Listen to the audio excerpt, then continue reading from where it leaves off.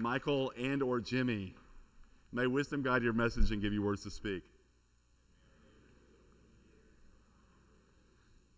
May truth flow from your mouth and your heart be filled with peace. Let us celebrate God's gifts in the life of Michael, Jimmy, and LeJune.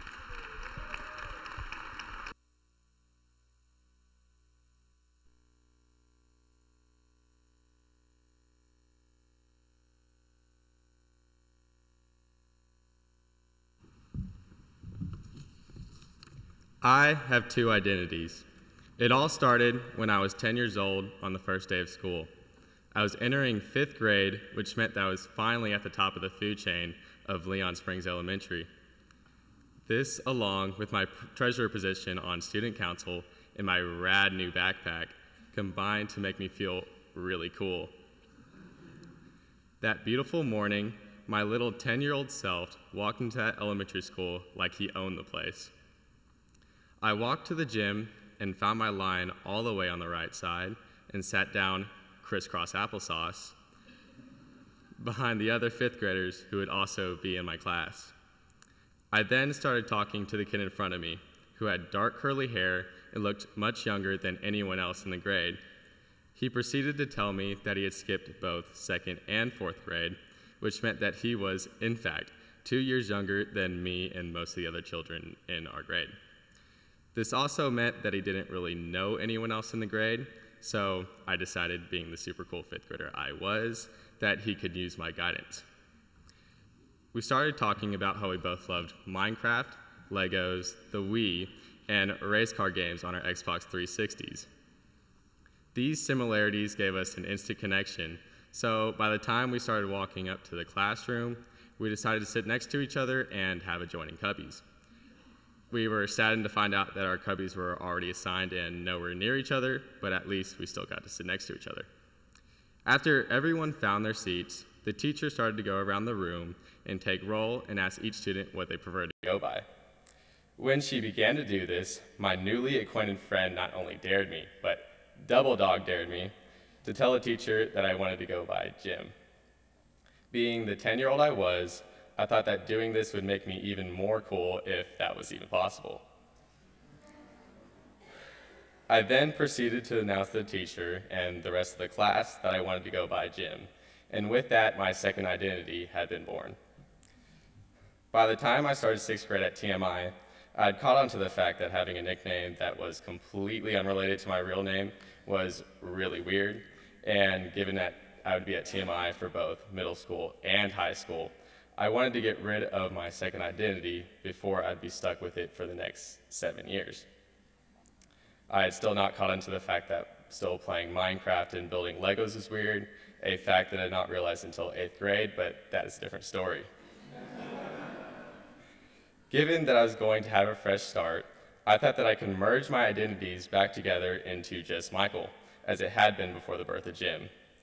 As I walked into my first period class, I noticed that one of my friends from my elementary school was also in my class. I knew then that my mission would be doomed. And sure enough, when the teacher started taking roll and called out Michael, my friend immediately told the teacher that my nickname was Jim. Jim had successfully survived. In fact, Jim even evolved into Jimmy later that same year. That is the story of how my two identities came to be Michael and Jimmy. Jimmy took on the role of being my school identity, while Michael remained my identity outside of school. In comparison, Jimmy is immature and rather weird, while Michael is more mature and normal, which makes sense being that Jimmy is only 7 and Michael is 17. Jimmy is also a lot more outgoing than Michael, which is a result of Jimmy wanting to spread his weirdness to the world. This somehow led to Jimmy getting more friends than Michael, which is honestly a mystery to me. As for schoolwork, Michael handles the homework while Jimmy handles the daily classwork. That is, unless I fail a test or quiz. In that case, it's all Michael's fault. These two identities combine to make me. We all have multiple identities. Although your identities might go by the same name, they still tend to act differently depending on whether you are around your family, friends, colleagues, teachers, or random people you just met. This is completely normal and even healthy. If we acted the way we do when we're with friends all the time, our family and even people we don't know as well would develop a genuine concern for our well-being and even think that we are a bit odd, to put it nicely.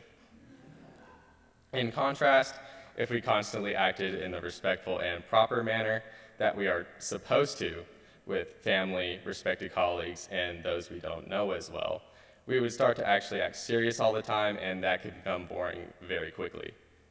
Our multiple identities allow us to express the correct personality that correlates to the situation that we are in. To elaborate, our multiple identities allow us to shift between acting more energetic and sometimes goofy when around close friends and acting more proper when around family, colleagues, or random people we don't know as well. By doing this, we are actively shifting our personality to match our current environment. My identity as Jimmy allows my silly and more energetic personality to make its presence when I'm at home or when I'm around friends at school, and my identity as Michael allows for my more respectful and proper personality to make its presence when I'm at home with family or in public with random people I just met.